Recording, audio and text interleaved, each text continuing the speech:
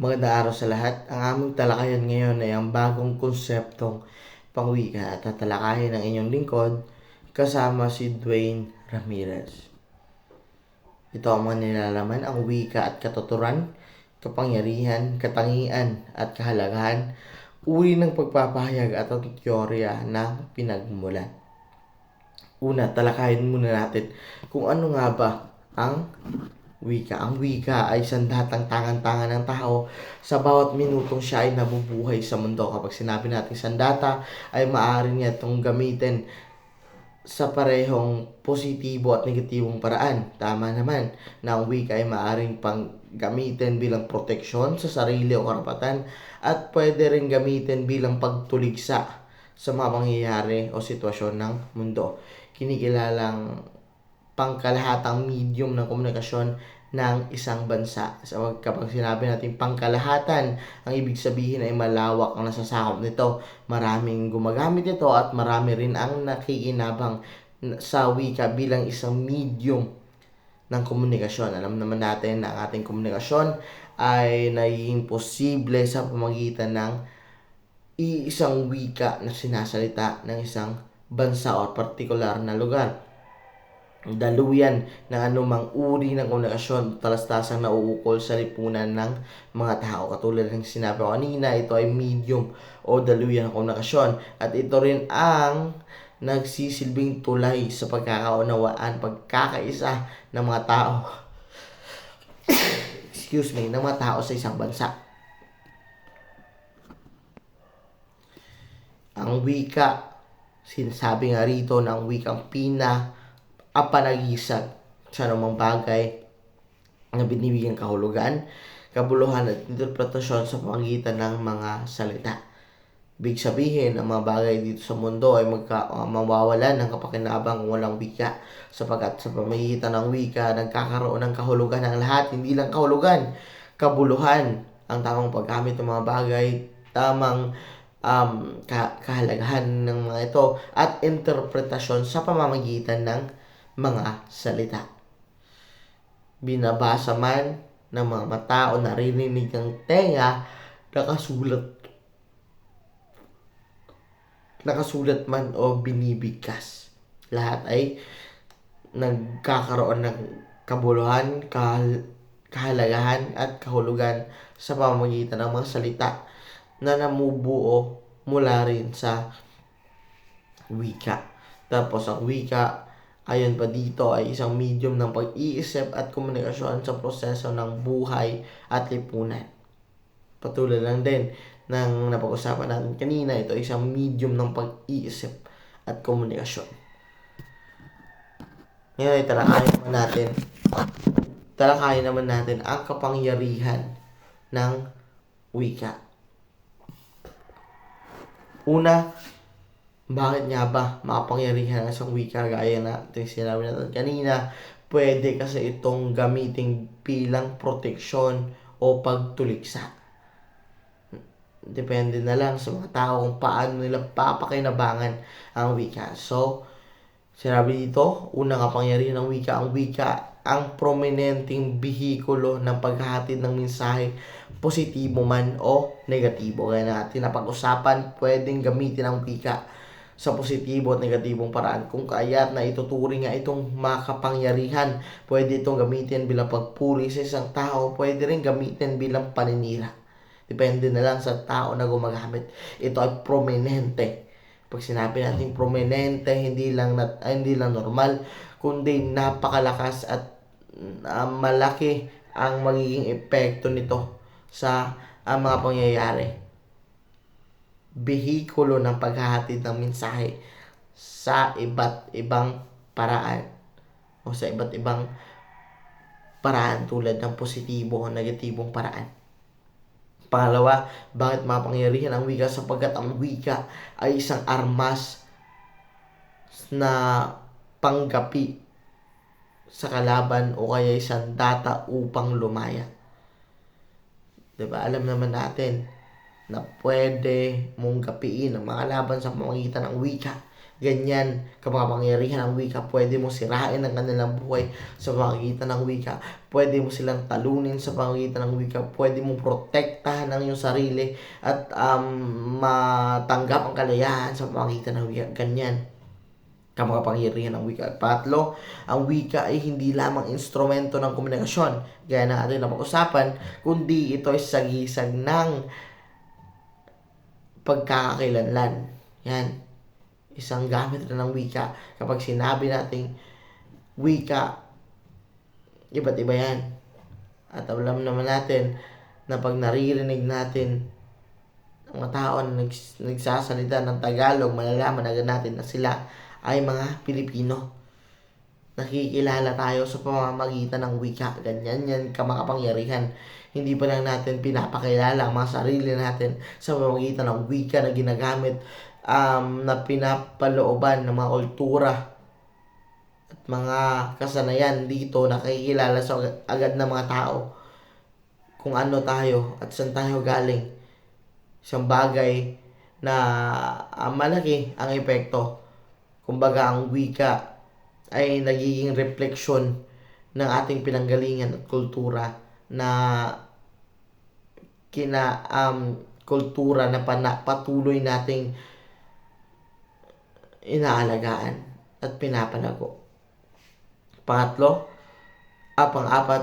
ang wika ay makapangyarihan sapagkat kasangkapan sa pagpapalaya at instrumento sa pag-aalipin o dominasyon. Sabi natin kanina, pwede itong gamitin sa sandata. Sa katunayan, pwede itong maging kasangkapan sa pagpapalaya. Ngunit sa kabilang banda, instrumento rin ng pang-aalipin. Ganyan kamakapangyarihan ang wika. At ang huli, bakit makapangyarihan ang wika? Sapagkat nagdadamit sa ating kamalayan. Pag sinabing nagdadamit sa kamalayan, ito ang nagsisilbing pumuprotekta, nagpapalawak, at tumutulong sa atin upang ating kamalayan at kaalaman ay mas mag-improve ang ating mga kamalayan. Ito ang dumadamit, ito ang nagsisilbing comfort sa ating mga kamalayan. Kumbaga, sa madaling salita, ito ang nagsisilbing gabay sa ating mga kamalayan.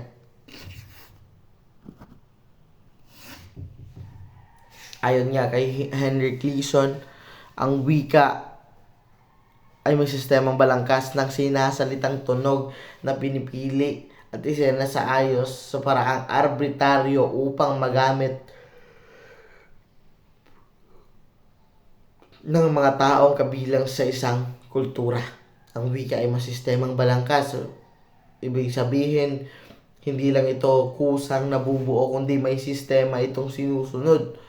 Masistemang balangkas ng sinasalitang tunog. Kung naaalala pa natin, ang phonema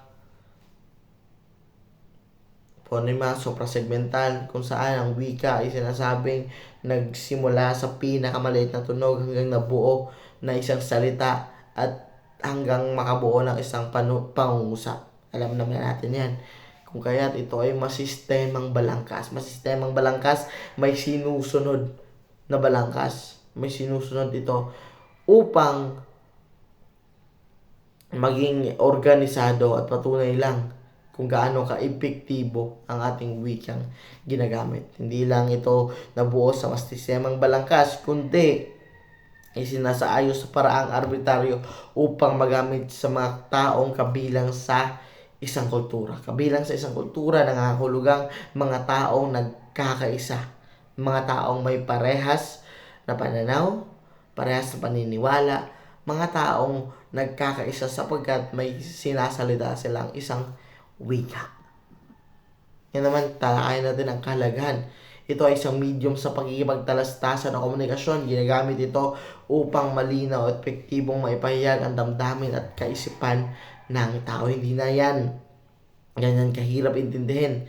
Mahalagang wika sapagkat ginagamit ito sa pang-araw-araw na pakikipagtalastasan at komunikasyon. Sunod, dumako naman tayo sa mga uri ng pagpapahayag. Unang uri, paglalarawan. Ito ay nagbibigay buhay at kulay sa isang salaysay. Pag sinabi natin paglalarawan, ito ang nagbibigay kulay sapagkat hindi magiging boring, hindi magiging boring ang usapan kapag maayos o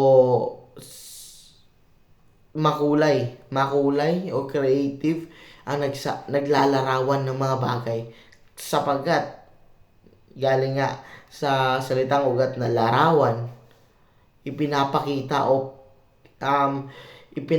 ng nagpapahayag o pinipicture out yung mga pangyayari upang mas maging interesado ang isang salaysay. Makulay siya sapagkat ang paglalarawan ay hindi lang basta pagsasalita ng opinyon, kundi nilalarawan mo ang mga bagay at pinapagalaw ang imahinasyon, hindi lang nagpapahayag, kundi pati na rin ng mga tagapakinig. Dalawang uri, ang karaniwan at ang masining na paglalarawan. Sunod naman na uri na pagpapahayag ay ang pagsasalaysay. Ito na ang tinutugunan ang mga tanong na sino, saan, kailan at ano. Alam naman natin yung pagsasalaysay. Ito yung ang pagsasalita o pagkukwento, maaring ganyan. Yung mga pagsasalaysay, ginagamit sa mga normal na konversasyon, ginagamit sa mga normal na pagpagtalastas sa araw-araw. Sumasagot nga ito sa mga tanong na sino, saan, kailan, at ano. Halimbawa, kapag tinanong ka ano ang nangyari, normal o casual mo lang na isasalaysay na ganito ang nangyari at yan yung pasalaysay. Ito ay may maraming uri. May patalambuhay na pasalaysay, pangkasaysayan na pasalaysay, nagpapaliwanag na pagsasalaysay, paglalakbay na salaysay, mga pangyayari, salaysay ng mga pangyayari, alamat at ang maikling kwento. Kaya ng mga halimbawa, masasabi natin na maraming ang uri pero lahat ay parehas na atake ng pagpapahayag at ito ang pagsasalaysay. Pangatlong halimbawa ay ang pangangatwiran. Ito ay ang pagdepensa sa sarili. Ito ang katwiran. Sa salitang ugat na tuwid. Tinutuwid mo ang iyong sarili. Pagdepensa sa sarili. Halimbawa, kapag ikaw ay nakusahan na nagnakaw, pwede kang mangatwiran. Pwede mo depensa ng sarili mo. Depende na rin yun kung paano mo ito gagawin. At ang halimbawa ay ang pangatwirang pabuo o inductive reasoning. Kapag sinabi natin inductive reasoning, ito ay nagmumula sa specific o particular na bagay patungo sa general o mas malawak na saklaw. Habang ang pangatwirang pasaklaw o deductive reasoning ay baliktad lang ng inductive reasoning sapagkat ito ay nagmumula sa masaklaw na bagay patungo sa isang particular. Ganyan yung pagpapahayag. Ganyan yung uri ng pagpapahayag na sa Ingles, para mas maintindihan natin, ang inductive reasoning is from specific to general, habang ang deductive reasoning ay from general to specific. At ang huling uri ng pagpapahayag ay ang paglalahad. Ito ay nagpapaunawa ng diwang inalahad o nais ipatid ng sumulat. Pagpapaunawa, hindi lang basta pagsasalaysay, hindi lang paglalarawan, hindi rin pangatwiran, ngunit pagpapaunawa o pag-explain. Yan yung paglalahad. Yun lamang po. At hayaang ang aking kasama naman ang magpatuloy sa mga teoryang pinagmulan nito.